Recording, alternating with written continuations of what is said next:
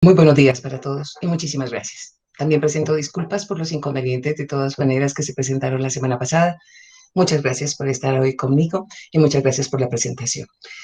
Básicamente lo que vamos a hablar ahora es de geopolítica, pero voy a empezar con algo que puede parecer muy simple, pero la geopolítica es una especie de ejercicio de disciplina e incluso algunos piensan que es una especie de ciencia que se va a empezar a desarrollar fundamentalmente en el siglo XIX.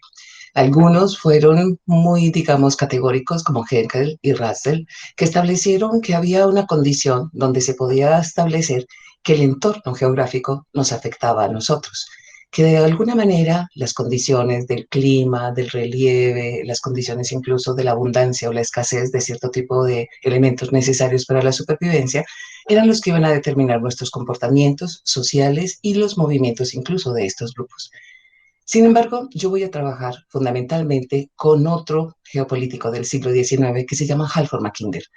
Halford Mackinder va a dar como una especie de visión mucho más amplia, a hablar del famoso pivote universal, y va a crear unas condiciones donde él dice que no es el clima el que nos va a afectar a nosotros, aunque no dice que no, pero es que no acepta el determinismo, ese determinismo geográfico que muchos van a llamar geografía política. Él prefiere pensar que somos los seres humanos que casi desde el momento en que aparecemos en el planeta, los que de alguna manera vamos a determinar con nuestras acciones todo el entorno. Para Halford Mackinder, que es un inglés, un geógrafo, que va a ser muy importante en la geopolítica, va a establecer fundamentalmente que hay un ejercicio a lo largo de la aparición de la humanidad donde básicamente vamos a estar luchando por el control y el dominio de los territorios y de las poblaciones. Dentro de esas condiciones, resulta que va a crear, digámoslo así, una especie de principios donde dice que fundamentalmente una de las cosas esenciales de este tipo de geopolítica va a ser los actos de violencia. E incluso va a decir que la geopolítica es una doctrina de la guerra. Con el tiempo se van a empezar, digamos, a delimitar un poco sus principios, pero los principios eran más o menos elementales. Él decía que era una doctrina para la guerra, decía también que una de las condiciones más comunes entre los pueblos cuando se enfrentaban con otros y que afectaban los entornos era generar unas divisiones entre los mismos colectivos. Mientras más se pudiera dividir al enemigo con el cual se enfrentaban, pues se tenía más opciones de vencer. Divide y vencerás. También pensaba, básicamente con el tiempo, que de alguna manera el que atacara primero, el que golpeara primero, el que atacara por sorpresa, tenía muchas más oportunidades para tener el control y el dominio sobre ciertos territorios. Pero, ¿qué territorios eran los que estaban peleándose? Él siempre va a pensar que los territorios y la población deberían ocupar cierto tipo, tener cierto tipo de características. Él piensa que los territorios deben ser lo suficientemente grandes para que no solamente den cobijo a ciertos colectivos, sino que deben ser ricos. Y la riqueza, pues, va a cambiar. Realmente, hasta el día de hoy, las concepciones sobre esa riqueza de ese territorio inicialmente se pensaban que eran metales preciosos, especialmente para el siglo XIX, cuando la Gran Bretaña se estaba constituyendo en una gran potencia. Se pensaba en oro, en plata, en carbón también. Con el tiempo se pasó a pensar en petróleo y en gas y durante, digamos, gran parte del siglo XX hemos concentrado la concepción sobre la riqueza de los territorios en petróleo y gas. Sin embargo, más o menos para finales del siglo XX, para la última década, se empieza a pensar que la riqueza realmente de los territorios depende fundamentalmente de tres cosas. Esas tres cosas son fundamentalmente agua. Si hay agua, hay alimentos. Si hay alimentos, naturalmente podremos sobrevivir muchísimo mejor. Y un tercer elemento que voy a llamar recursos genómicos. Realmente son los recursos de biodiversidad que pueden aportar a una especie de biblioteca genética. Ahora, en cuanto a la condición del territorio, para Halford Mackinder también es muy importante la ubicación. Va a hablar de ubicaciones estratégicas. Dice, algunos territorios tendrán muy malas condiciones dentro de su posición, incluso los harán muchísimo más débiles cuando tienen a una gran cantidad de territorios a su alrededor. Mientras más grande sea el territorio, tenga menos vecinos con los que tuviera que competir por esos recursos, pero si para acabar de ajustar tiene también una posición muy estratégica que signifique casi siempre un cruce de caminos que le permita manejar ciertos entornos, pues eso será el territorio ideal. Piensa además que la población debe ser numerosa.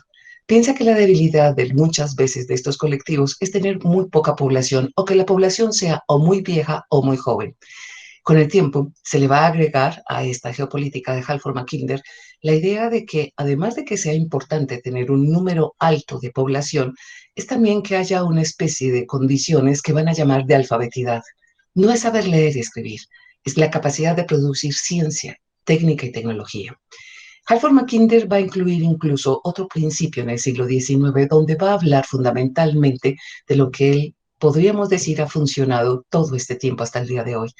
Un argumento es de que aquel que pone la plata pone las condiciones.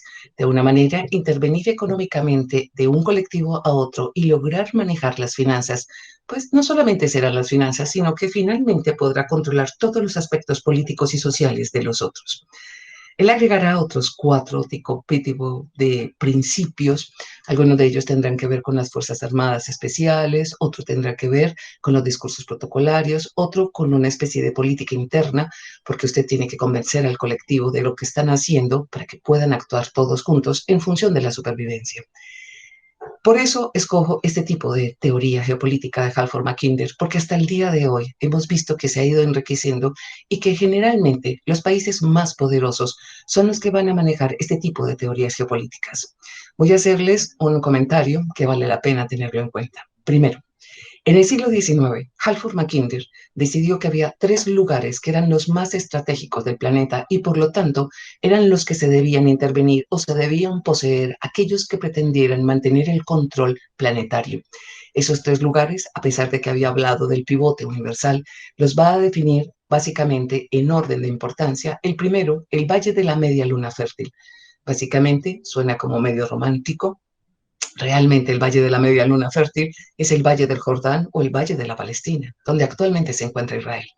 El segundo lugar es el archipiélago de Hokkaido. Este archipiélago de Hokkaido, después de cierto terremoto y tsunami, no sé por qué los Estados Unidos ya no lo nombran de esta manera, sino que lo nombran como el archipiélago de Japón. Sin embargo, en este archipiélago de Hokkaido, la isla más grande es Japón, pero lo considera el segundo lugar de ubicación geoestratégica. Y el tercer lugar de ubicación geoestratégica, Colombia. Nosotros, la mayoría de las veces, no tenemos ni la más remota idea de esta condición, de que en nuestro país, y especialmente cuando teníamos a Panamá, que hacía parte de nuestro territorio, se consideraba el tercer lugar de ubicación geoestratégica del planeta, o sea, el lugar que había que controlar. Sin embargo, a lo largo del siglo XX van a ocurrir una gran cantidad de transformaciones sobre los juegos geopolíticos, especialmente con las potencias que se van a estar, digamos, algunas que otras van a terminar superándose, van a desaparecer. La Gran Bretaña fue quizá la primera de la cual se acuña el concepto de imperialismo. Después vamos a tener una pretensión alemana y aparece la famosa geopolítica alemana de Klaus Schoffer.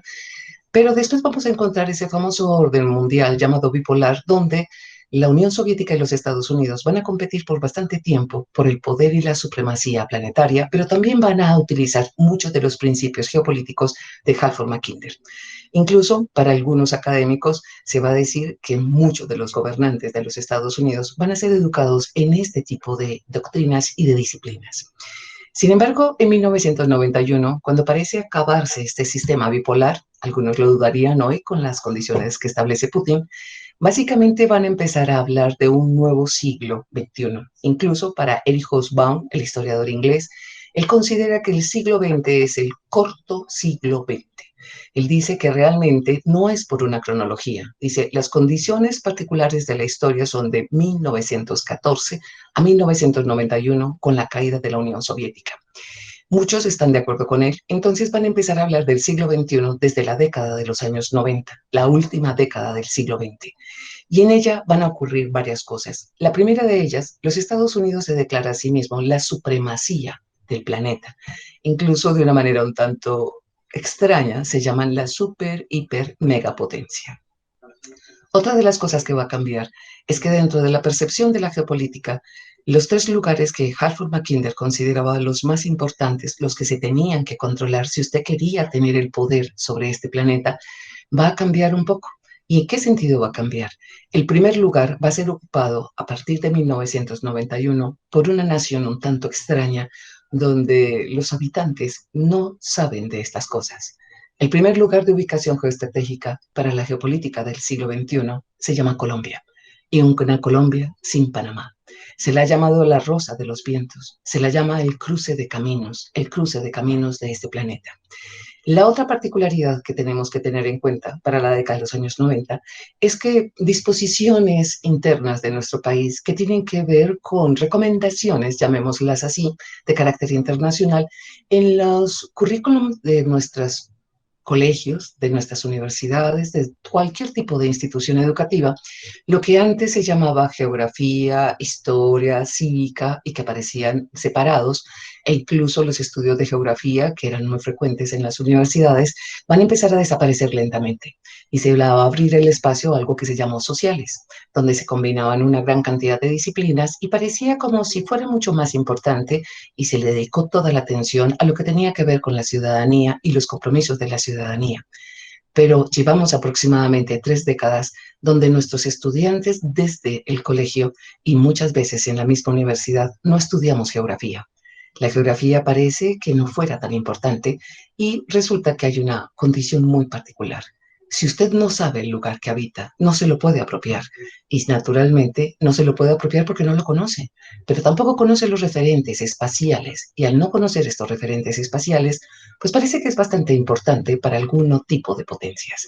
Especialmente porque solamente por su ubicación de Colombia, también por una gran cantidad de condiciones. Si pensamos en términos de la geopolítica y cómo se trata de controlar territorios y poblaciones, la disputa que se ha establecido durante muchísimo tiempo tiene que ver por cierto tipo de recursos. Durante algún tiempo, incluso se establecieron pautas y condiciones que establecieron 5 oros. ¿Por qué hablar de 5 oros? Porque a pesar de que la economía se ha vuelto virtual, dicen que a un solo clic podemos mover los capitales financieros y que quien tenga tecnología y tenga capitales financieros tendrá ese poder. Y por eso muchos empiezan a hablar del concepto de geoeconomía y no de geopolítica. Sin embargo, nos vamos a encontrar con que de todas maneras se sigue pensando que hay un tipo de posesiones que tienen ciertos territorios en términos geográficos que le permiten acceder a la economía de una manera mucho más rápida. Vamos a encontrar que esos 5 oros fundamentalmente son el oro, digamos que conocemos el de las joyas, que lo llaman el oro amarillo, el oro azul, que básicamente es el agua, el oro negro, que es el petróleo, el oro gris, que es más reciente, que es el coltán. No sé si ustedes sepan, pero las minas de coltán no son muy abundantes en nuestro planeta. Y el coltán se utiliza sobre todo para hacer cierto tipo de microchips y conectores en electrónica fundamentales para todo lo que trabajamos en el mundo contemporáneo. Y hay un quinto oro que se llama el oro blanco. El oro blanco es heroína. Si pensamos en términos de Colombia, en oro amarillo estamos bien. En oro negro no tan bien como otros territorios, pero no somos dependientes de petróleo porque tenemos una producción.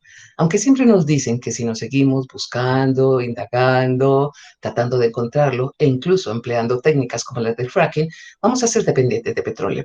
Algunos ponen en duda esto, hay muchas discusiones alrededor, pero al menos en el presente todavía somos un país que puede disponer de este recurso. En cuanto al oro azul, valdría la pena señalar que en el año de 1973 nuestro país era considerado el séptimo país con fuentes de agua potable. Sin embargo, al día de hoy estamos en el puesto número 23. Han ido desapareciendo estas fuentes de agua potable. ¿Por qué? Pues porque hemos considerado que es mucho más importante, más que el agua, en ocasiones talar bosques e incluso zonas donde los páramos, que son determinantes para estas aguas potables, hemos ido haciendo intervenciones que no son solamente de tipo por ganadería o por agricultura para la supervivencia, sino porque en ocasiones hemos pensado adecuar mejor los territorios para el cultivo de marihuana, de coca e inclusive ahora de amapola. Y para acabar de ajustar, en los últimos años, especialmente en una década y media, uno de los que está afectando fuertemente nuestras fuentes de agua potable son nuestras intenciones de carácter minero. Parece que nos importa más la consecución de cierto tipo de recursos mineros que el agua potable y por eso hemos ido perdiendo lentamente estas fuentes de agua potable. En cuanto a los otros oros, el coltán son la mayoría de las minas, se habían encontrado especialmente en África y ha generado muchos conflictos en estas regiones, por ejemplo, como en Sierra Leona. Pero resulta que uno de los grandes yacimientos de coltán está en la frontera entre Venezuela, Brasil y Colombia. O sea, también tenemos ese oro gris. Y ya con lo que estaba hablando del agua, pues para todos no es, yo creo que para ninguno de nosotros es un secreto saber que nosotros tenemos bastantes recursos de lo que se llama el oro blanco. Se dice que si alguien tiene heroína, incluso una heroína como la que a veces producimos de alta calidad y de alta pureza, que se puede fragmentar y dividir muchísimo mejor, tiene oro amarillo, tiene petróleo, tiene agua o incluso tiene coltán, casi que podría conseguir lo que quisiera. Sería como pagar algo así en efectivo. Cuando empezamos a pensar en estos términos, nosotros deberíamos estar cada vez más preparándonos en términos no solamente de geografía política, sino de geopolítica. Mirar cómo el entorno nos determina a nosotros, pero también cómo nosotros determinamos al entorno. Y más aún cuando hay tantos ojos, especialmente de grandes multinacionales, de grandes potencias, sobre nuestro territorio. Desde la década de los años 90, una de las particularidades, digamos, especiales es que el comercio se ha vuelto cada vez más activo. Y en esta condición de un comercio más activo, los cruces son esenciales. Algunos autores, especialmente, por ejemplo, autores como Erich Hobsbawm, pero también Oppenheimer, muchos de ellos están de acuerdo en que el Canal de Panamá, casi que después de la Segunda Guerra Mundial, quedó obsoleto por su tamaño. A medida que los barcos se fueron haciendo más grandes, el canal se hace obsoleto. Sin embargo, es una cosa que es muy lenta. Sin embargo, a medida que se empiezan a agilizar los contactos, los comercios, en gran medida, digamos, de unas dimensiones gigantescas, especialmente del sudeste asiático en relación con América o con Europa, el Canal de Panamá queda en una disposición donde no caben los barcos. Es muy curioso incluso cuando uno es mal pensado, cuando piensa por qué Estados Unidos devuelve el canal antes de tiempo. Realmente es unos cuantos años antes de que se cumpliera el pacto de los 100 años. Sin embargo, lo devuelve con el argumento de que ya es hora de que los panameños puedan disfrutar de él y puedan, digamos, beneficiarse, precisamente en el momento en que el canal es cada vez más inoperante. A pesar de que se le ha invertido mucho tiempo y muchísimo dinero tratando de hacerlo más amplio, quitando la sedimentación, muchos de los barcos de los grandes containers, que parecen casi que edificios en ocasiones hasta de 20 pisos, que vienen del sudeste asiático o que vienen desde Europa en dirección al sudeste asiático, no caben por el canal de Panamá. Tienen que hacer unas, digamos, maniobras bastante riesgosas, porque la mayoría de las veces cuando un container llega por el Pacífico y va a cruzar por el canal que no cabe, otros barcos más pequeños lo deben descargar en alta mar, cruzar Panamá y esperar en el Atlántico encontrar otro barco container para poderlo cargar. Dentro de esas condiciones se viene diciendo desde la década de los años 90 cada vez con más, digamos, presión de que es necesaria la construcción de otro canal interoceánico. Una de las condiciones es una disputa que vamos a tener con cierto país de Centroamérica, que vamos a perder en La Haya, donde parte de nuestro, digamos, territorio marítimo, de nuestra plataforma marítima y territorio marítimo, lo vamos a perder por un litigio que muchos consideran mal manejado por nuestro país y donde recibimos voces como las siguientes. No es importante lo que hemos perdido, es una zona del Atlántico que realmente no utilizamos, mientras otros empiezan a decir, pues no hemos definido todavía las posiciones y las formas de control de las plataformas marítimas y esa plataforma y ese espacio es muy importante. Lo que a continuación vamos a escuchar es a un presidente de apellido Ortega que va a empezar a decir que ha establecido un contrato de estudios para la creación de un canal interoceánico que comunique el Atlántico con el Pacífico, que básicamente está hecho con China. Los titulares de la prensa dirán que el gobierno chino estaba dispuesto a invertir alrededor de 45.000 millones de dólares para la construcción de un canal interoceánico uniendo algunos de los países de Centroamérica, entre ellos Guatemala, Nicaragua, fundamentalmente, con una particularidad.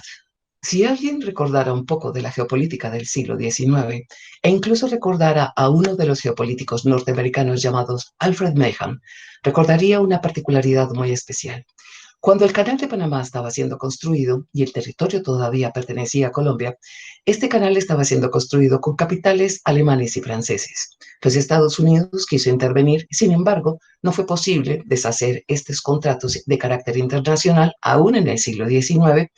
La construcción iba lenta, con muchísimos inconvenientes, especialmente por lo insalubre de la zona. Eran muchas las personas que enfermaban y que terminaban muertas.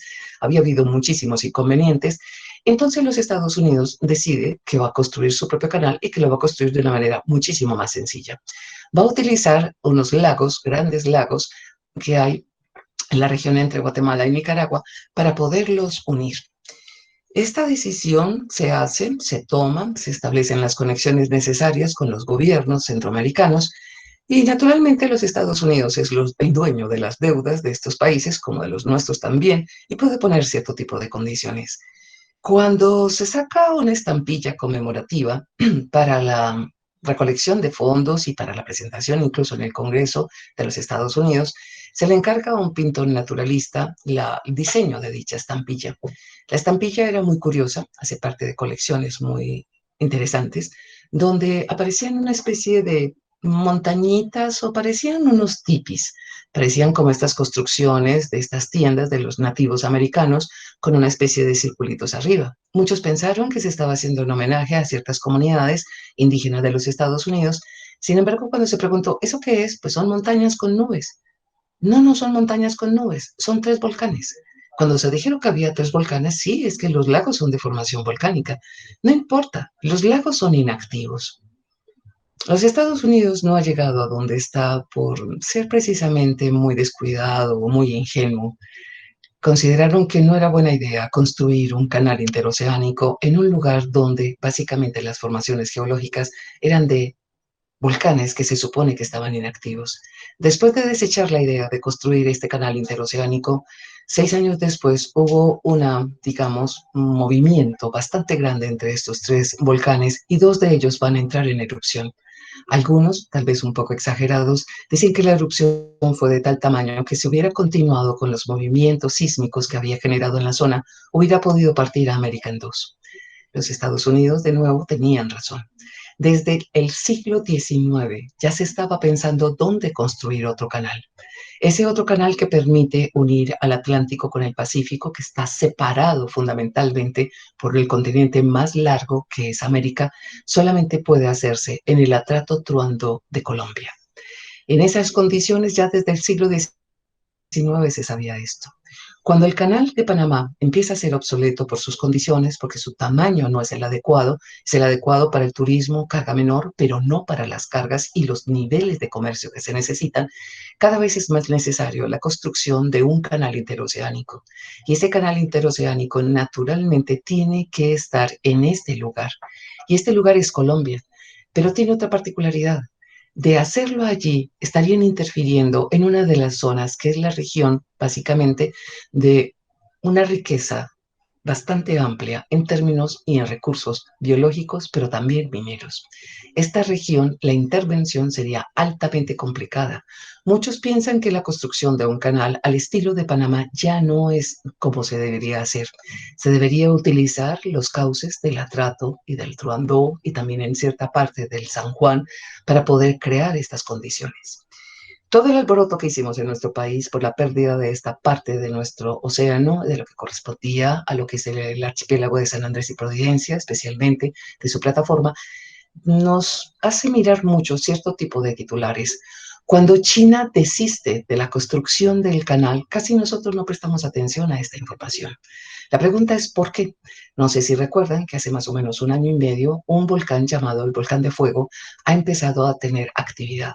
Este es uno de los famosos tres volcanes que aparecían en la estampilla de los Estados Unidos y se están temiendo que se pueda estar generando una presión lo suficientemente grande para que en esta zona donde Ortega, los chinos pensaban construir este canal interoceánico, vaya a crear problemas y que por eso se han retirado los chinos.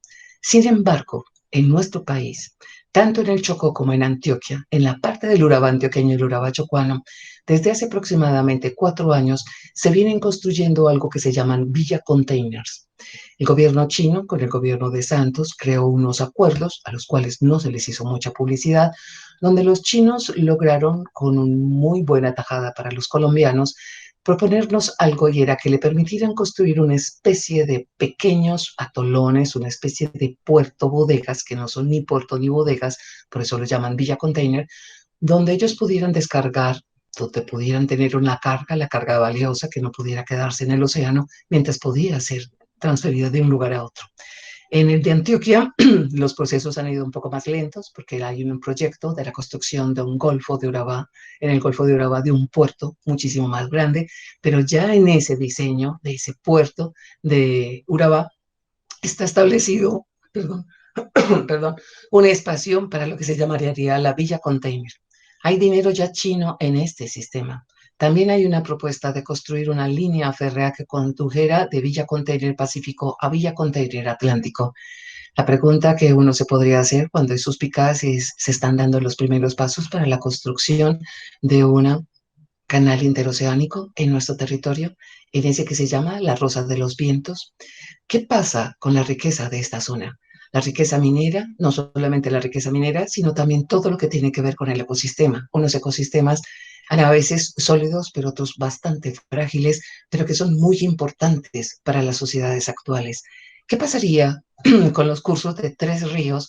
Y estamos hablando de 3 ríos de agua potable, que puedan estar contaminados por los trabajos de minería que hacemos, que puedan estar contaminados por los trabajos que hacemos especialmente de tala de bosques y afectando sus riberas, pero también pensemos lo que podría ocurrir con la construcción de un canal interoceánico que tuviera constantemente el tráfico de una gran cantidad de embarcaciones que no solamente incidirían en la contaminación de las aguas, sino incluso generarían una especie de resonancia sobre un entorno bastante amplio.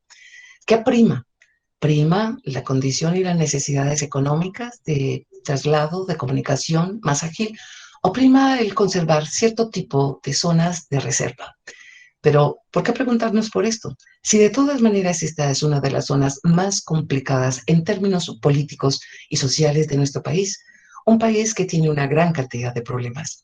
Incluso mucho de lo que les estoy diciendo hace parte de un curso que doy en la Bolivariana, y eso por eso fue que terminé hablando con ustedes, por el contacto, donde básicamente la pregunta que uno se hace es si la mayoría de los problemas colombianos dependen de nuestra condición, dependen de nosotros. Es porque nosotros somos altamente violentos, conflictivos, despreocupados, en ocasiones somos bastante ignorantes, y es posible que sea todo esto, además de otro mucho tipo de cosas, pero también deberíamos pensar que hay unos intereses que vienen desde afuera que les conviene incluso estos principios de los cuales les estaba hablando. Divide y vencerás. El que golpea primero golpea 2 veces, o el que pone la plata pone las condiciones.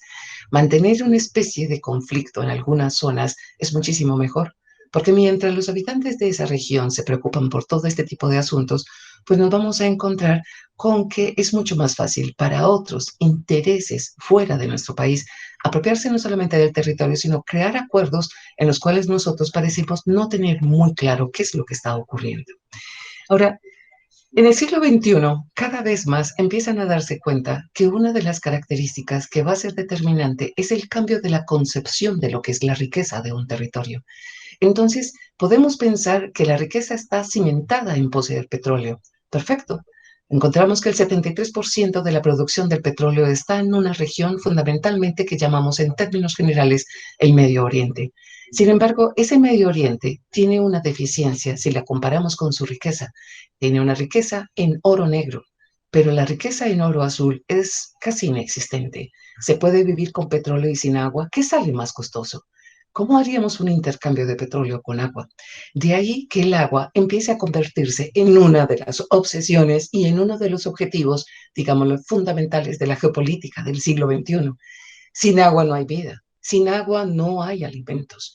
Y nos empezamos a dar cuenta que ciertas crisis que se empiezan a presentar de tipo político, social y fundamentalmente económico tienen que ver con las demandas de petróleo fundamentalmente. Y por eso, entonces, muchos de los teóricos han empezado a hablar casi que desde la época de Adolfo Hitler, porque muchos piensan que gran parte de los intereses de Adolfo Hitler era encontrar un corredor que le permitiera proveerse de este material cada vez más necesario por su derivado, que era la gasolina refinada. Entonces, dentro de estas circunstancias han venido hablando de la geopolítica del petróleo y la separaron del resto de la geopolítica, como si fuera otra opción y otra condición, digamos, derivada así de la geopolítica inicial, pero donde la dinámica era completamente distinta. Entonces, se han hecho estudios sobre lo que tiene que ver con estos recursos, especialmente de los derivados de petróleo,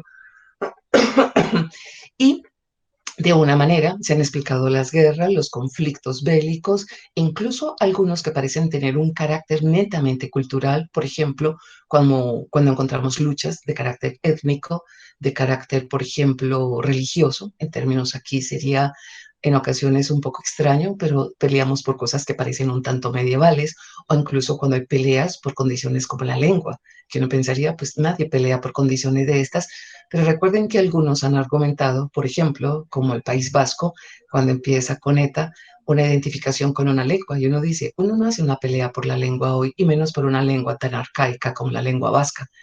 Sin embargo, recuerden que los pueblos han empezado desde hace algún tiempo a defender sus particularidades culturales y la lengua es importante. Al fin y al cabo, los pueblos pensamos en la lengua en que hablamos. Pero para la geopolítica del petróleo ha sido fundamental incluso todo lo que tenga que ver con estos fenómenos que llaman geoculturales, especialmente asociados con la religión. ¿Qué pasa cuando se empieza a plantear la posibilidad de que quizá la Primera Guerra Mundial del siglo XXI sea por agua?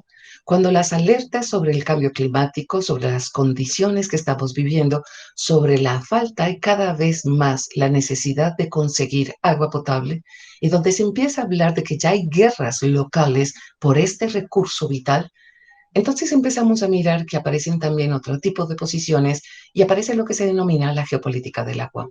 En esa geopolítica del agua podemos encontrar un abanico muy grande de discusiones.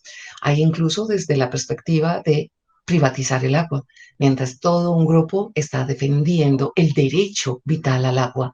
El problema es que las discusiones sobre si el agua se privatiza o se convierte en un derecho humano tienen que ver más con las potencias que precisamente muchas veces con los países que son los que tienen los recursos de agua potable, entre ellos Colombia. Entonces nosotros no conocemos de este tipo de cosas y no participamos en este tipo de discusiones que se hacen. Parecemos pensar que eso son cosas que se ponen de moda y que desaparecen. Ahora, quien tiene agua naturalmente tiene comida. Entonces nos hemos encontrado que también hay una especie de inclinación por estudiar sobre lo que se podría considerar básicamente la geopolítica de la comida, de los alimentos.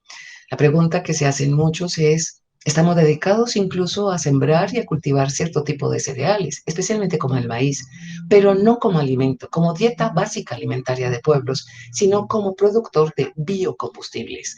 Entonces, ¿es más importante como biocombustible o como alimento de las comunidades? Sabemos que en algunos países, incluso donde se dedica al desarrollo de este tipo de agricultura, hay porcentajes de la población que se acuestan literalmente con hambre. Entonces empiezan otra vez otro tipo de cuestionamientos y de preguntas sobre quién tiene el control sobre esta, digamos, destinación final de los alimentos, pero también si la agricultura no está generando también unos cambios muy grandes y es responsable a su vez por su manera que se hace cada vez más extensiva, que se utilizan más agroquímicos, que se utilizan más pesticidas, no están directamente afectando algo que también es determinante para ellos, que son los recursos de agua potable. Y estos recursos de agua potable, a su vez, tienen también una condición, porque cuando Estados Unidos, por ejemplo, empieza a hacer el trabajo de fracking, que mucha gente dice está generando cambios en el subsuelo, está generando cambios incluso en las plataformas de los continentes. Una pregunta que se hace es, ¿vale la pena sacar petróleo bajo estas condiciones? Pero alguien más nos advierte algo. Por cada litro de petróleo se necesita inyectar en la tierra casi que 100 litros de agua. Por un litro de petróleo, 100 litros de agua. Y no es cualquier tipo de agua para lograr esta condición. Entonces las preguntas empiezan a hacerse cada vez más y las disputas es ¿qué se necesita más para la supervivencia? Y aparece otra que tiene que ver con los recursos del medio ambiente, pero estos recursos del medio ambiente terminados y pensados en términos genéticos. ¿De qué manera? Sabemos que quienes avanzan más en los estudios de genética tienen una habilidad sorprendente para terminar registrando patentes y son patentes por algo que van a llamar patentes genómicas. ¿Cómo así? Sencillo. Uno de los escándalos más grandes que se va a establecer para el año de 1992 es por cierto mundial de fútbol, donde se afirmó que en algunas de las islas de Papúa Nueva Guinea habían llegado ciertos grupos de ciertos laboratorios que habían estado siendo muy generosos con estos lugares, con estos habitantes, pues les habían provisto de cierto tipo de antenas repetidoras, de pantallas gigantescas, receptores, para que pudieran ver los partidos del Mundial. Estuvieron dispuestos a crear cierto tipo de casetas, digámoslo así, comunales, incluso se les entregaron uniformes a los niños, balones, a cambio de algo muy sencillo, que todas las personas donaran un poquitico de ellos. Y ese poquitico de ellos era tomar, en ocasiones, una muestra de sangre, pero en la mayoría de ellos con un hisopo, simple y sencillamente, sacar un poquitico de la muestra de su mucosa de la boca. El escándalo se hará después, mucho tiempo después, pero se pasará por alto sobre qué era lo que estaba pasando.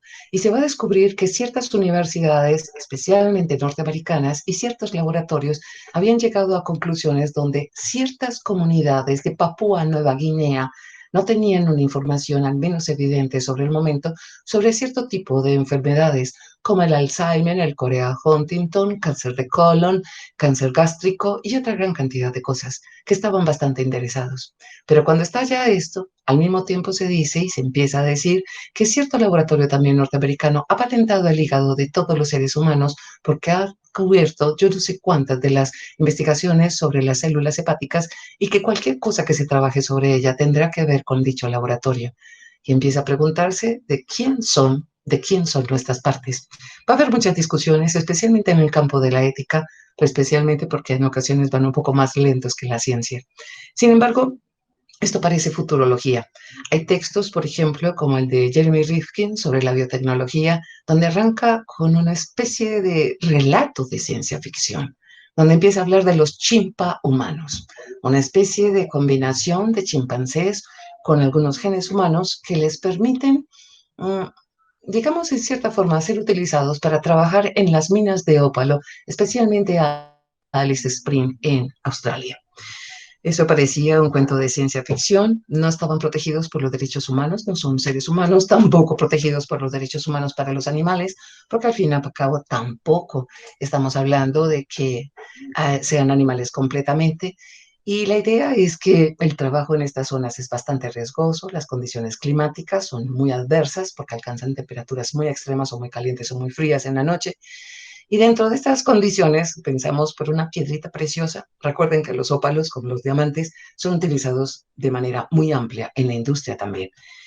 Dentro de estas condiciones eso parecía ciencia ficción. Las discusiones son cada vez más grandes, parecen distraerse, pero una de las particularidades, y con lo que empezó ahorita el doctor Ortúa, en esta época de pandemia tenemos una particularidad.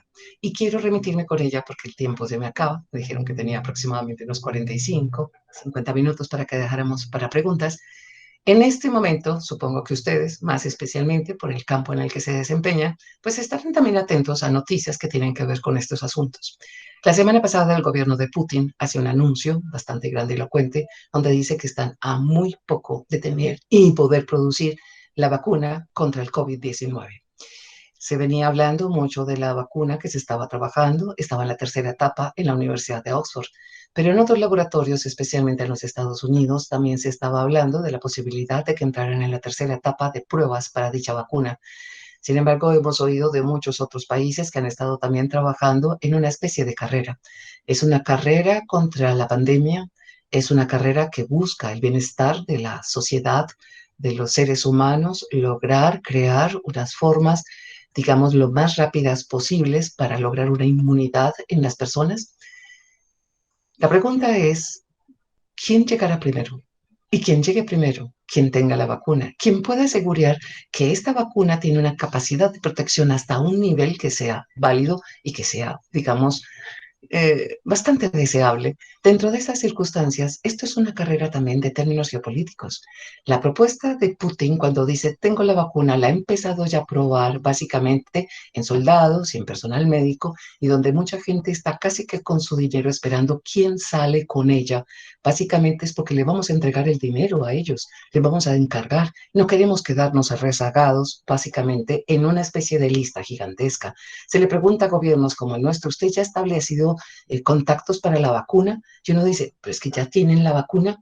Entonces uno se empieza a preguntar, no estamos muy rápido. Sí, pero es que la pandemia está creando una gran cantidad de problemas de índole económico, político y naturalmente social. Entonces hay que dar la respuesta rápida.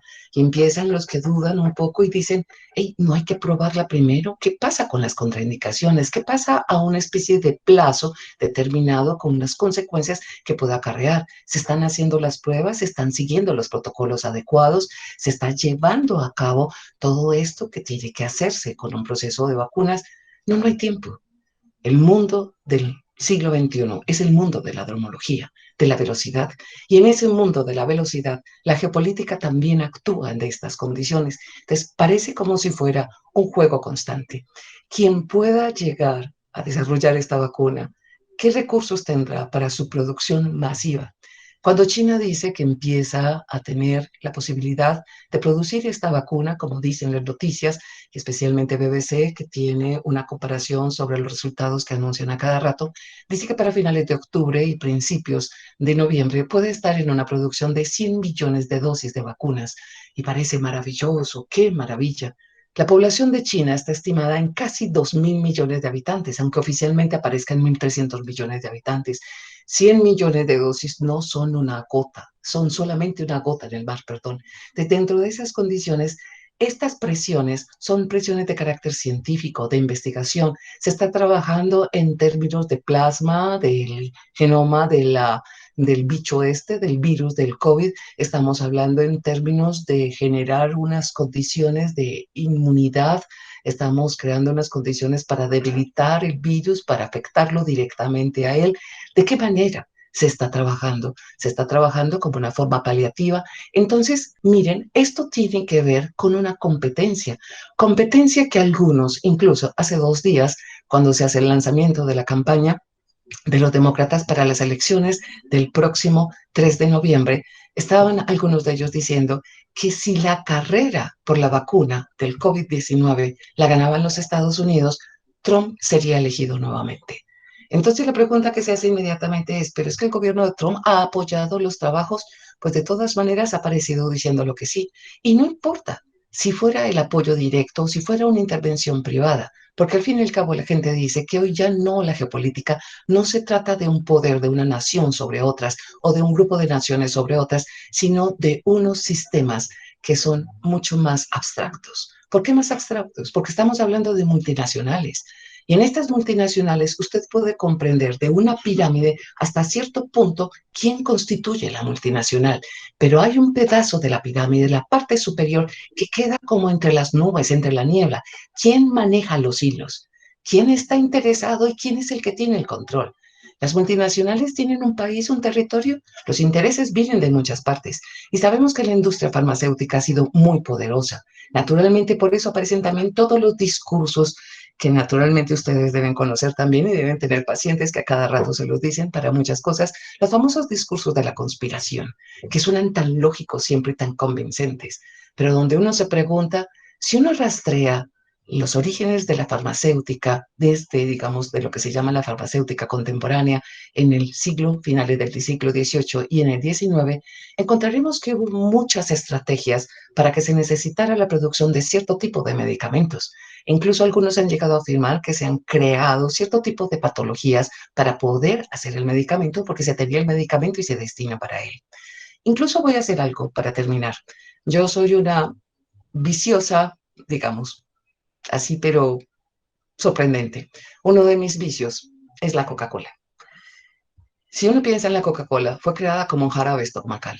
Y este jarabe no solamente era estomacal, sino para la tos. Si uno rastrea los orígenes de una bebida como esta, que era un producto farmacéutico, y rastrea incluso la publicidad de la época, que es hermosísima, se va a dar cuenta que era la panacea de la época. Se vendía como un remedio para absolutamente todo, incluso para los enojos de las mujeres con sus maridos. Podemos preguntarnos entonces si en la geopolítica del siglo XXI ocupan un lugar importante la farmacéutica internacional. Claro que sí. Y es la farmacéutica internacional la que de una manera muy especial viene financiando casi que desde la década de los años 70 investigaciones que tienen que ver sobre el conocimiento del genoma, pero no solamente del genoma humano, sino del genoma de todos los seres vivientes, patentándolos, certificándolos. Al fin y al cabo son los que comprenden cómo funciona y establecen con claridad cierto tipo de códigos manejables. Eso de manejar se acerca bastante al concepto de control y dominio. La geopolítica del siglo XXI se gira alrededor, fundamentalmente hoy, de la pelea por el agua, los alimentos, pero especialmente los recursos que tienen que ver con investigaciones, investigaciones de biología molecular, investigaciones de genética. Quien tenga la capacidad de controlar esto, de dominarlo. O sea, dominarlo es apropiárselo realmente. Controlar es poder manejarlo desde ciertas perspectivas. Es lo que se habla en términos de la geopolítica del siglo XXI. Se han perdido los principios de divide y vencerás. El que golpea primero golpea dos veces. Quien pone la plata pone las condiciones. Quiero que lo piensen en términos de una vacuna del COVID. Deberíamos pensar que es una cuestión de carácter humanitario. Sin embargo, es un asunto netamente de geopolítica. Y si estamos hablando de una pandemia del año 2020, estamos hablando de una lucha y una competencia geopolítica del siglo XXI. Como pregunta final, ¿será nuestra última pandemia? Algunos dicen que es cíclico, cada 100 años. Sin embargo, cuando uno es historiador, a veces tiene la tendencia a ser un poco mal pensado y en ocasiones a devolverse en la historia y a pensar que la historia tiene una habilidad de a veces ser circular, como si se repitiera. Es posible que sea cíclica y que podamos determinar que es más o menos cada 100 años. Pero ¿qué ocurriría si cayéramos en una especie de bucle de la historia y ese bucle de la historia nos acercara bastante a una forma medieval, donde la peste, con la guerra y con el hambre eran muy frecuentes? Cada una de ellas parecía una calavera cogida de la mano. Eran las tres mujeres, tres calaveras con su capa. Y digo tres mujeres porque las tres eran femeninas, eran maldiciones de lo femenino. El hambre suena masculino por el artículo, pero es que el hambre de una persona no preocupa. Lo que preocupa es la hambruna. Dentro de esas circunstancias dirían que quizá estoy un poco loca. Sin embargo, estamos en el siglo XXI y todavía la gente se mata por religión, por lengua y por memoria histórica. Y también se mata por grupos étnicos, ya no decimos raciales, sino por grupos étnicos.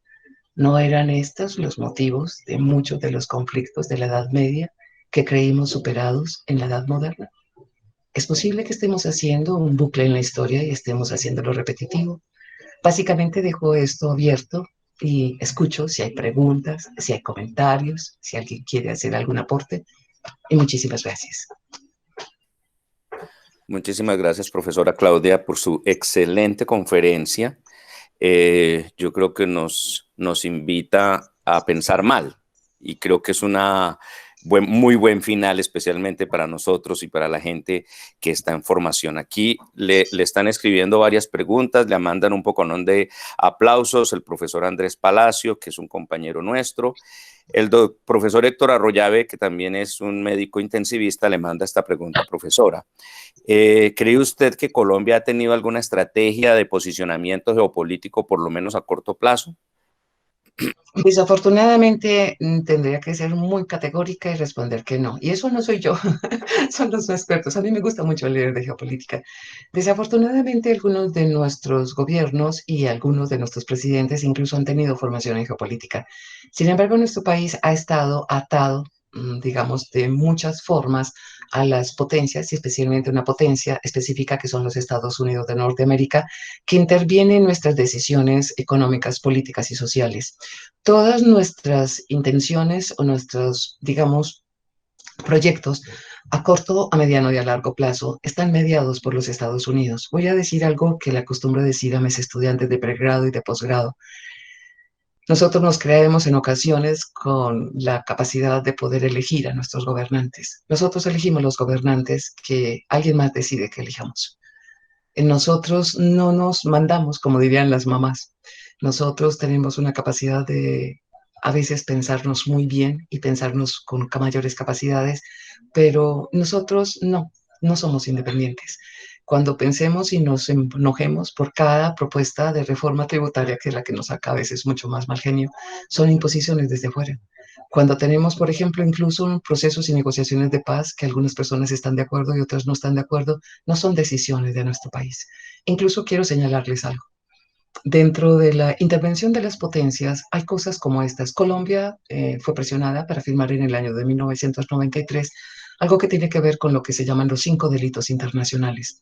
Esos 5 delitos internacionales tienen que ver con violación de derechos humanos, con violencia indiscriminada, terrorismo, narcotráfico y violación de derechos de autor. Nuestro país firmó estas condiciones. Se supone que estos 5 delitos no prescriben, no son negociables y son de carácter internacional, o sea, pueden ser juzgados en cualquier tipo de tribunales. Como comprenderán, nosotros ocupamos un lugar muy protagónico en los 5 delitos internacionales. Somos responsables de violación de derechos humanos, de nuestra violencia es gigantesca y a veces con unas condiciones de carácter absurda. El narcotráfico y el terrorismo también, pues llegamos a tener en una lista de 20 terroristas del mundo. Colombia tenía 3 grupos terroristas en esta lista y los países islámicos, 29 países aportaban también 3 terroristas y nosotros un solo país 3, que eran el ELN, las FARC y las Autodefensas Unidas de Colombia. Hace poco parece que estaban pensando en retirar a las FARC, finalmente no las retiraron. Hay un delito incluso que es muy característico porque la mayoría de los colombianos no pensamos que sea un delito, que es la violación de derechos de autor. Nosotros pensamos que no, pues no hay ningún problema fotocopiar, grabar, piratear, una cantidad de cosas. Si no son negociables, yo quisiera hacerles una pregunta. ¿Por qué la presión internacional para que distintos gobiernos empezaran con procesos de negociación con los grupos que nosotros conocemos con el nombre de guerrilleros? En términos internacionales son conocidos con el nombre de narcoguerrilla. Si son narcotraficantes y son guerrilleros y están en la lista de terroristas, usted no puede negociar con ellos. Y es una exigencia internacional. Nos obligaron a firmar estos tipos de acuerdos y Colombia los firmó. Ahora, nos obligan desde la Unión Europea, desde las voces de los Estados Unidos, de otra gran cantidad de países, que la mejor manera de solucionar nuestro conflicto armado es mediante la negociación. Pero es que firmamos un protocolo internacional donde está prohibido porque no se puede negociar. Entonces es un doble discurso, es muy extraño. Y en ese doble discurso se generan una gran cantidad de problemáticas en nuestro país, porque muchos pensamos que es bueno la negociación, no podemos seguirnos matando, pues tenemos que llegar a poner un punto final. Otros no, dicen que las cosas se tienen que resolver de una manera casi que como el que gane, o sea, derrote al otro. Y otros dicen, es que no se puede, porque hay unas exigencias internacionales que no lo pueden. Entonces, esta condición de la pregunta es si podemos tener a corto plazo un posicionamiento geopolítico, creo que no. Hay intereses demasiado grandes por ser considerados el primer lugar de ubicación geoestratégica, primero. Segundo, por un desconocimiento tácito y casi que directo de una condición como esta. La mayoría del pueblo colombiano lo ignora y muchos incluso de nuestros gobernantes también, aunque no todos, algunos tienen unas formas de instrucción que valdría la pena mirarlas, pero la mayoría no. Piensen en muchos de estos proyectos tienen que pasar por un congreso y qué pena lo que voy a decir, ahí sí yo soy Claudia Bendaño hablando barbaridades, pero si nosotros miramos con detenimiento a nuestro Congreso, nos daremos cuenta que en un porcentaje muy pequeño son aquellos que tienen una educación, un conocimiento y que se dedican a estudiar. Muchos de ellos, en cambio, lo que se dedican es a mantener una clientela política que les permita mantenerse en un puesto con unos juegos de poder que son más de carácter más regional, más provincial y que no hay una mirada hacia afuera. Y la final tendría que ver con nosotros los colombianos que tendemos más a mirarnos el ombligo que levantar la mirada y mirar hacia afuera. Incluso concursos que tienen que ver con Colombia, la mayoría de las veces se concentra la mirada tanto en Colombia que nos olvidamos que hacemos parte de un entramado y dentro de ese entramado necesitamos mirar desde afuera, comprender lo macro para comprender lo micro. Entonces creo que por esa doy mi respuesta tan categórica que no. No sé si hay otra pregunta. Diremos que... Sí, señora. Aquí hay, pues si usted nos permite el abuso, nos quedamos otro ratico con usted. Aquí hay... Por mí no hay problema. Bueno, muchas gracias. Jesús Antonio Chaustre le pregunta, ¿los organismos de control internacional sí son autónomos o también son dominados por el poder? son dominados por el poder. Estas, miren, les voy a poner un ejemplo y no sé si con el ejemplo sea suficiente. Es como cuando uno escucha, sobre todo a cierto tipo de organizaciones de comunicación social que se declaran objetivos, neutrales, independientes. Eso no existe. Si usted lo piensa, cualquier medio de comunicación depende fundamentalmente para su subsistencia de la publicidad. Y la publicidad, a su vez, es patacada por quién? Pues pagada por grandes, digamos, contribuyentes o por grandes empresas, por grandes multinacionales. Estas multinacionales, estas empresas tienen unos intereses políticos y esos intereses políticos son los que de una u otra manera quieren que sean apoyados en estos medios de comunicación que ellos están financiando con publicidad. Si no funcionan, pues naturalmente se les retira el apoyo. Yo recuerdo el nacimiento de una emisora que recuerdo muy bien, que decían que era neutral, objetiva, imparcial, y toda la publicidad era oficial, era del gobierno en turno de la época. De la misma manera pasa con estos organismos de control. ¿Quién los financia? ¿Quién les da, digamos, y les da el dinero suficiente para tener la personal suficiente para moverse, para trabajar? ¿Quién les permite tener sus propias sedes? ¿Quién les permite tener un presupuesto para hacer una gran cantidad de viajes, pagar estudios, análisis y controles? Ah, no, es que son organizaciones internacionales, sí, pero en esas organizaciones internacionales, ¿de quién estamos hablando? ¿Quiénes aportan más o quiénes aportan menos? Miren, cuando una persona como Trump llega y hace una afirmación de que va a retirar las ayudas a la Organización Mundial de la Salud, uno lo piensa como alguien mezquino, este tipo que, o cualquier cosa, pero tenemos que pensar de alguna manera que es que esos son juegos políticos, más allá si es la Organización Mundial de la Salud. Lo mismo que pasa con la FAO, lo mismo que pasa con la Organización de las Naciones Unidas. Uno podría decir es que en la Organización de las Naciones Unidas estamos todos en igualdad de condiciones. No, no estamos en igualdad de condiciones. Hay un consejo que se llama el Consejo de Seguridad de las Naciones y aún el Consejo de Seguridad de las Naciones tiene tres presentaciones. Hay uno que es el más estrecho y es el que tiene el poder sobre el mundo. Estos organismos de control, casi siempre de carácter internacional, suelen tener figuras muy llamativas, especialmente porque han destacado en el trabajo político, en el trabajo académico, y de una u otra manera se pretende mostrar que tienen como las personas idóneas, pero al mismo tiempo, ¿quién los financia?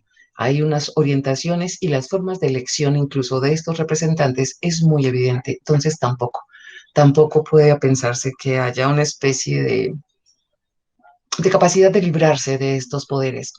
Qué pena con ustedes si me estoy extendiendo un poco, pero les voy a poner un ejemplo.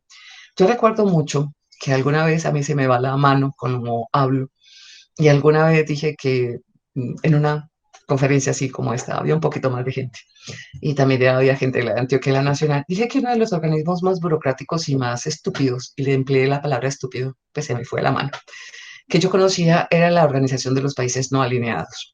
Dije que eso era una burocracia altamente costosa, que no servía para absolutamente nada, pero como dije que era un organismo estúpido, que no servía para nada, pues naturalmente eso a muchos les molestó. Y en las preguntas finales alguien me dijo pues que por qué era tan categórica pues y despectiva con una organización que había tenido grandes logros. Pues yo dejé que hablara y traté de ser como más suave ya cuando contesté, pero yo le dije que cómo podía argumentar uno que eran países no alineados cuando, por ejemplo, Cuba había sido 4 veces presidente de los no alineados y Colombia había sido 3 veces presidente de los no alineados. Si alguien me podía, de una manera muy categórica, decirme que Colombia no era un país alineado con los Estados Unidos de Norteamérica, pues que yo me retractaría del concepto de estúpidos. O si yo podía encontrar algún argumento o alguno de ellos podía encontrar un argumento donde me dijeran que Cuba no estaba alineada con la Unión Soviética, pues que yo me retractaba y que tenía una afirmación, que yo no estaba pretendiendo decir pues que es que Cuba era una especie de lacayo, de peón, como lo han llamado muchas veces de la Unión Soviética.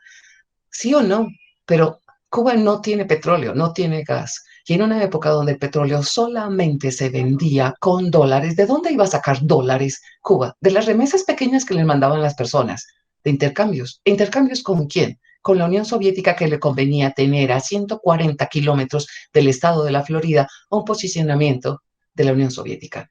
¿Cómo entonces se supone que son países no alineados? Lo mismo pasa. Estos organismos que se supone que son de control, que pretenden ser independientes, pues de independientes tienen muy poco realmente. Yo ¿Alguna creo que otra? estúpidos fue muy buen término, profesora. A veces se me va la mano, La apoyo en ese término. a veces se me va la mano. El, pro- el profesor Augusto Quevedo le manda una pregunta que me parece muy interesante. ¿Cree usted que existe una geopolítica para el control del placer humano? Pues la droga, el sexo, los juegos, los fármacos para aumentar funciones humanas son elementos centrales para generar ingresos económicos y controlar las personas.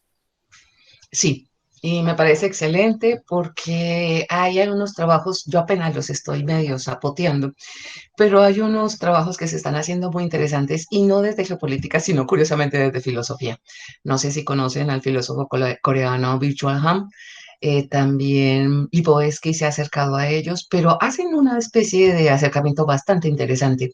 Si ustedes se dan cuenta, hay una tendencia en nuestra sociedad desde hace unos cuantos años donde el control parece que lo hiciéramos nosotros, pues donde nosotros mismos empezamos a decir cómo tenemos que comer, cómo tenemos que dormir, cómo nos tenemos que divertir, donde incluso empezamos a decirnos y a restar condiciones de unas formas de placer. Pero al mismo tiempo, como hay estas formas de control, como, pues qué pena lo que voy a decir, al fin y al cabo ustedes son del entorno médico, pero hay una obsesión, compulsión por la salud, una obsesión, compulsión por la juventud, eh, que raya ya pues con lo casi que de enfermedad mental. Entonces, dentro de esas condiciones nos encontramos con que precisamente en una sociedad que empieza a ser tan, no sé, tan aséptica, tan higiénica, tan prohibitiva, tan de control, uno dice, hay algo sospechoso en ello. Voy a hacer algo que tampoco debería hacer y eso no es políticamente correcto. Otro de mis vicios lo voy a mostrar y lo voy a mostrar pues cuando estoy con mis alumnos, pues no lo puedo hacer porque en la universidad ya no me dejan hacerlo. Pero, y por lo general porque en mi bolso cuando se los voy a mostrar pues tengo que sacar una cigarrillera muy elegante. En cambio aquí en mi casa, en mi escritorio, mantengo la cajetilla. Yo soy fumadora y fumadora compulsiva para que los médicos me maten. Gran parte de las campañas antitabaco, parece increíble, son financiadas por las tabacaleras.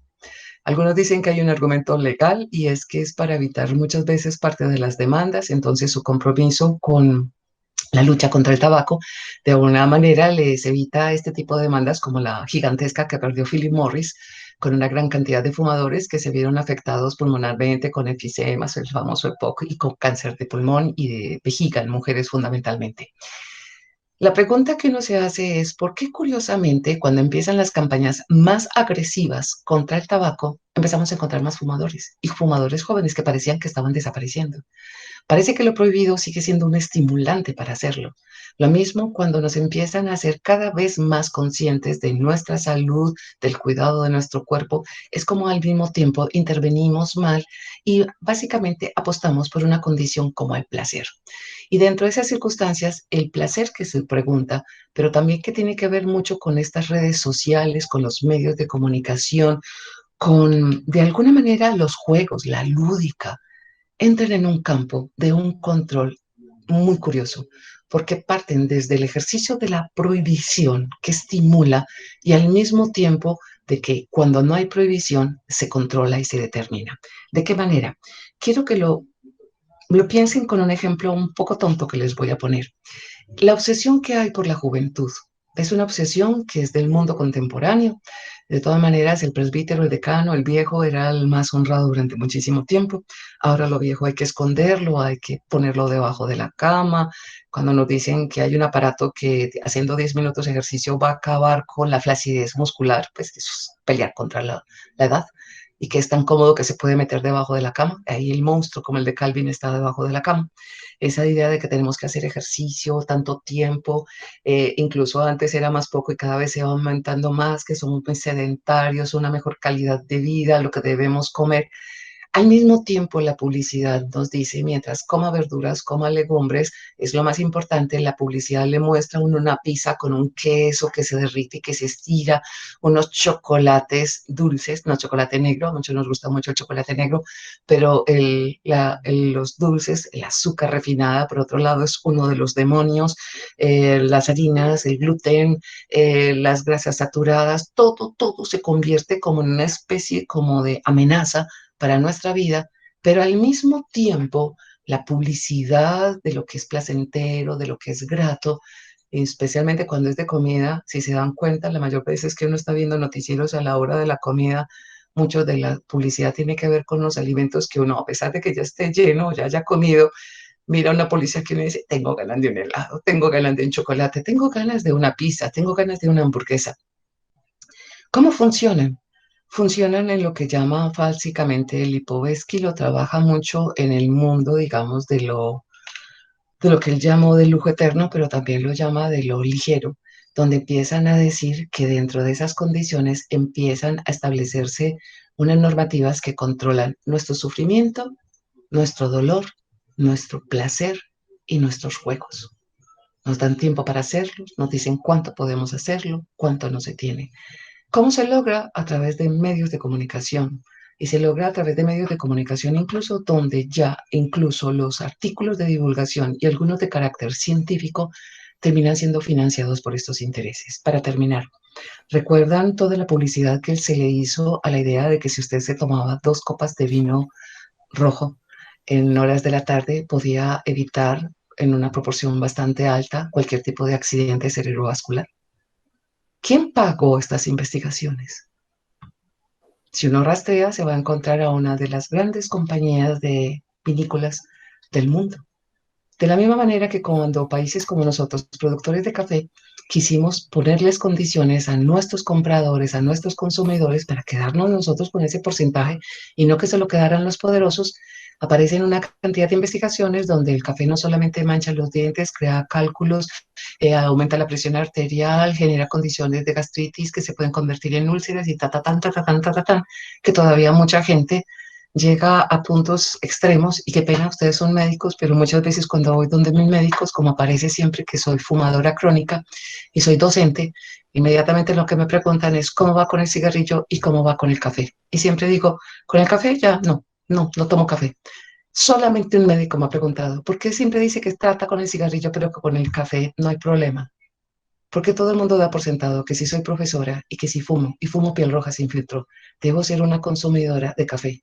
Detesto el café, me huele maluco, me sabe maluco. Entonces cuando me dicen que tengo que disminuir el café, pues yo digo, sí, no hay problema, yo lo dejo.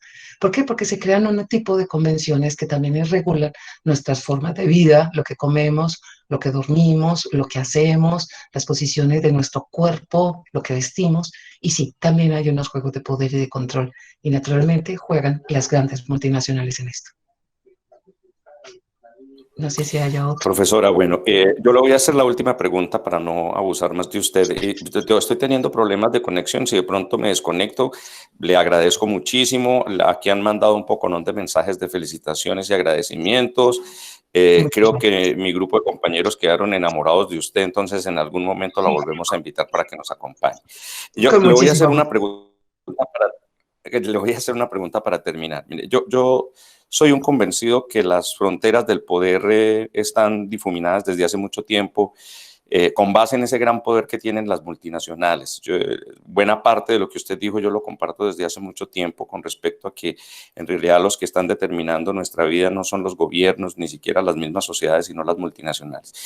En ese mismo sentido, ¿cree usted, porque se supone que esas vacunas son de marca abierta, open source, similar a lo de la biotecnología y eso, pero sí que le deja a uno mucho temor y mucha duda esa competencia que hay con la famosa vacuna del coronavirus? Estoy totalmente de acuerdo con usted. Creo que las fase 3 hasta ahora están arrancando y de pronto la de Oxford podría salir temprano por ahí para el segundo semestre del próximo año sin estar seguros todavía de la dosificación, de los refuerzos de dosis y eso. Pero hay una competencia enorme por ese capital gigantesco que hay ahí.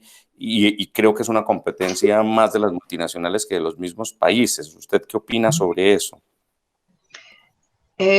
A veces incluso yo caigo en las teorías de la conspiración, eso lo llaman algunos conspiranoicos. algunas personas que empiezan a pensar si el producto final, o sea, si la enfermedad existe. Se acuerdan que hay muchos que incluso han estado protestando últimamente diciendo que no existe, que no sé qué. Algunos otros lo que dicen es que fueron creadas, que son sintéticas, que fueron enfermedades creadas directamente en laboratorio. ¿Se acuerdan que inicialmente se estaba acusando a China de haberla fabricado en un laboratorio de Wuhan y haberla repartido primero en su territorio? Hay una cosa que yo creo que de todas maneras está conversando literalmente y es una ansiedad por la salud, por la vida, por la longevidad, más una gran cantidad de medicamentos que de alguna manera han empezado a surgir cada vez más a una velocidad donde lo que proponen son casi que como si fueran una especie de panaceas. Las vacunas tienen una particularidad y es que desde la década de los años, especialmente 60, desde antes también, pero las vacunas en particular desde los años 60 empezaron a generar unos movimientos que estuvieron muy asociados con estos de la contracultura, los hippies, el rock, la psicodelia, donde una gran cantidad de personas empezaron a desconfiar del uso de las vacunas, empezaron a cuestionarlas, empezaron a decir que era más un comercio, que había una necesidad de la naturaleza misma de que nos volviéramos inmunes, pero con nuestro propio cuerpo, no con un agente, aunque la gente que se inyecta es precisamente para activar nuestra inmunología. Pero básicamente el argumento era que era una creación y una necesidad que estaba creada por los intereses. El problema es que cada vez más ese tipo, digamos, de discursos de la década de los años 60, que es de unos melenudos, de una gente loca que se mantenía consumiendo CDHs y de unos que pretendían pues ser más, que sean diferentes y los llamaron muchas veces nueva era, eso ha empezado a tener, digamos, una especie de carrera bastante grande y en esa carrera bastante grande yo creo que ustedes mejor que yo saben que ha habido muchísimas denuncias contra muchas farmacéuticas, contra muchos laboratorios, donde incluso han dicho que en ocasiones ciertos valores, voy a hablar de uno en particular, pues porque yo soy de las clientas de ustedes y clienta de las farmacéuticas, donde los valores, por ejemplo, para la hipertensión fueron manejados de tal manera donde hace 40, 50 años, esos valores para alguna persona, cuando le tomaban su presión arterial, se consideraba que estaba bien, que era mejor tener un poco de cuidado, pues sí, pues porque podía empezar a tener niveles alarmantes, empezaba a subirse, y que estos niveles que eran normales hace unos 40 o 50 años, hoy son ya de alto riesgo. Inmediatamente usted registra esos valores en la toma de la presión y una toma de la presión así varios días, entonces inmediatamente usted es candidato a este medicamento. Y que los que empiecen a tomar ese medicamento, rápidamente de tomarse una en la mañana, termina tomándose una en la mañana y una en la tarde, y el personaje este dice, pero si yo dejé de fumar, dejé de consumir sal, he bajado de peso, no sé cuántas carretas. Entonces, dicen que hay un interés de cierto tipo de laboratorios, especialmente en las que llaman comorbilidades actualmente, como que generan la mayor riesgo con el COVID, que tienen que ver con la hipertensión, con la diabetes y curiosamente también con todos estos medicamentos que se utilizan para ciertos tratamientos que son inmunosupresores. Y resulta que entonces muchos de los investigadores y de los cuestionadores de estos asuntos están preguntando, qué curioso que precisamente las personas que son más peligrosas, que son mucho más sensibles y pudieran contagiarse del virus, son las personas que han estado siendo sometidas durante mucho tiempo a una gran cantidad de medicamentos que un colectivo cada vez más amplio está cuestionando las dosis, la manera como se hace, se receta, se recomienda los medicamentos que están siendo reemplazados cada vez más por laboratorios diciendo que son de efecto prolongado, de liberación, no sé qué, de no sé cuántas cosas. Entonces yo creo que sí, que dentro de esos términos lo que podríamos estar pensando con la vacuna, dejando a un lado las teorías conspiratorias, dejando a un lado las formas de paranoia y tratando de ser uno lo más equilibrado, hay una cosa que ustedes saben mucho mejor que yo. Un proceso de búsqueda y de prueba de una vacuna no, no se puede hacer en tan corto tiempo. Incluso los más como optimistas dicen que muchas veces, como todo lo que sería el rango de investigación y protocolos adecuados, podría abarcar un promedio de 3 a 5 años, no 5 meses.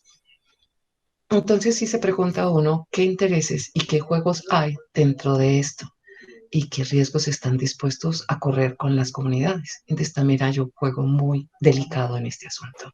Y los juegos de poder parecen que en ocasiones no miden las consecuencias. ¿Se acuerdan de cierto pesticida que fue utilizado muchísimo tiempo, considerado como el mejor herbicida? Se trabajaba de una manera olímpica con él. Muchas personas empezaron a alertar sobre cómo el DDT se filtraba en la tierra y de la tierra terminaba contaminando las aguas. Se hicieron advertencias, hubo investigaciones, muchos de los que llegaron a hacer estas investigaciones y denuncias sobre la contaminación con este herbicida llamado DDT pues fueron silenciados. Dos de ellos incluso terminaron en prisión en Francia porque se consideró que estaban atacando ciertos intereses económicos y que lo que había era una forma de ejercicio de terrorismo académico. Y sin embargo, para la década de los años 60 fue evidente una gran cantidad de malformaciones, una cantidad de niños, una cantidad de mujeres en embarazo que van a tener unos embarazos bastante complicados, una gran cantidad de condiciones. Y hasta el día de hoy se siguen pagando una gran cantidad de demandas que son ganadas por personas que sufrieron este tipo de contaminación. El DDT cambia de nombre y si nos preguntamos por el herbicida que se aprueba en nuestro país para la fumigación de los cultivos ilegales, veremos que tiene un componente bastante alto de un herbicida que ya fue prohibido en una gran cantidad de países, países desarrollados. Los países subdesarrollados como el nuestro y como algunas regiones, incluso como la India, que se supone que es de segundo mundo ya, pero un porcentaje muy alto es de tercer mundo, se sigue utilizando herbicidas con este componente que se saben que afecta la salud directamente de los seres humanos, afecta las aguas, afecta los suelos y afecta incluso todo lo que se plantea allí y los animales mismos. O sea, estamos provocando afectaciones incluso de mutaciones genéticas. Se sabe esto, sin embargo, es mucho más rentable venderlo y se piensa que se puede pagar los efectos después y se pueden componer. Entonces, sí, sí pienso que con el juego de la vacuna también hay unos juegos de poderes, hay unos intereses muy claros en ellos y dentro de esos intereses son las multinacionales las que se benefician. ¿Qué tanto hay de academia en ellos? Ustedes saben que de todas maneras tiene que haber algo académico que esté respaldando todo este tipo de trabajos. Pero no podemos pensar que toda la academia se está sumando a eso, porque precisamente muchas veces la academia es la que pone el dedo en la llaga, la que hace las denuncias, la que se tiene que enfrentar con los problemas y la que los tiene que analizar fundamentalmente. Incluso este tipo de charlas casi siempre lo que hacen es generar más preguntas, más dudas, más incertidumbres, y eso es lo que se busca fundamentalmente. O sea, no dar respuestas a veces de esas que uno dice, ah, sí, eso es. No, la idea es, ¿será que sí? ¿Será una muy sesgada la visión? La idea es cuestionarnos y seguir pensando. Eso es lo que quizá nos puede permitir, de alguna manera, combatir ciertas formas de poder, y que nos sigamos preguntando, nos sigamos cuestionando. Y yo sé que algunos de ustedes no solamente trabajan en el sector de la salud, sino que también trabajan en el sector de la educación. Y eso es lo que hacemos con nuestros estudiantes. O sea, interrogarlos, hacer que se interroguen, hacer que se pregunten, no tragar entero, hacer cada vez más cuestionamientos sobre lo que nos rodea, sobre lo que nos pasa e ir más allá. O sea, no quedarnos solamente con lo que los medios nos dan, sino empezar a hacer relaciones, empezar a hacer preguntas, preguntas incómodas en ocasiones. No sé si con eso respondo su pregunta. Sí, señora, perfecto. Hay un alumno nuestro que quiere hacerle una pregunta. Yo no sé si todavía está conectado para hacerle la última pregunta, porque me da pena con él no darle la Sí, claro. palabra. Diego Patiño. Diego, ¿quieres preguntarle algo a la profesora? La última pregunta para poderla despedir, por favor. Abre tu micrófono, Diego. Sí, no, para felicitarla, maravillado pues con la excelente presentación de la profe. Profe, yo creo que una pregunta que a mí me queda y es, pido disculpas por mi vasta ignorancia en temas geopolíticos y económicos, pero ¿qué tan estable es el sistema como tal, que está sustentado en un diredero fiat después de que se cambió del patrón oro? Y hasta qué punto, profe, cuando uno lee, por ejemplo, distintas teorías que menciona que el sistema fácilmente, incluso independiente de las barreras, pero pueda colapsar por el hecho de esta impresión masiva de dinero. Es decir, hasta qué punto también puede ser aprovechado por esta crisis actual del coronavirus para facilitar o una transición a un sistema monetario distinto o corresponde a lucha de poderes eh, no sé si me hice entender con mi pregunta, profe. Sí, muy perfecto, Diego. No sé si de pronto ha leído uno de los últimos ensayos de Noam Chomsky. Noam Chomsky dice que desde que en el 1973 empieza la crisis energética, la crisis del petróleo, que es la que finalmente va a dar al traste con el patrón oro como, digamos, el soporte de lo que es el sistema monetario, y aparece la idea de producir billetes en términos de simple y sencillamente de lo que se vaya a conseguir. En otras palabras, no había un patrón oro detrás de un peso, como solíamos decir nosotros, una unidad de oro en el Banco de la República o detrás del dólar en la Reserva Federal de los Estados Unidos, sino que ya se empieza a emitir billetes en función de una producción y una producción que está sujeta a una cantidad de vaivenes muy particulares. Uno de los más llamativos tuvo que ver con una producción que se hizo pensando en una producción altamente exitosa, especialmente de arroz en el sudeste asiático, y los monzones cambiaron, variaron su condición, las lluvias empezaron a caer antes de tiempo y afectaron la floración y la producción de arroz fue desastrosa. Entonces nos vamos a encontrar con que hubo una gran cantidad de circulación de efectivo, especialmente de dólares, donde los dólares pues afectan las economías, el movimiento de estos dólares afecta a todas las economías, pero son economías que las llaman de economía de yo-yo porque están sujetas a esta producción. Los avatares, como señala Noam Chomsky, estamos tan sujetos a cualquier tipo de crisis climática, a cualquier accidente de nuestro planeta, que de una u otra manera parece como si fuera demasiado azarosa la circunstancia. ¿Por qué? Porque es que cualquier cosa podría generar una crisis económica y dar al traste con no una economía en particular, sino con la economía mundial. Sin embargo, Noam Chomsky en este texto dice que algunos gobiernos especialmente, y señala particularmente al gobierno de Angela Merkel en Alemania y a gobiernos diferentes desde George Bush hijo en los Estados Unidos hasta Trump, dicen que han estado jugando con una economía límite, que están caminando por el filo de una navaja. O sea, cualquier resbalón es una tragedia. La propuesta que hace Chomsky es que va a llegar un momento en que va a haber un quiebre del sistema económico y de ese quiebre del sistema económico va a arrastrar a una crisis que podría ser mucho peor que cualquiera de las que hemos vivido desde la consolidación del capitalismo en el siglo XIX.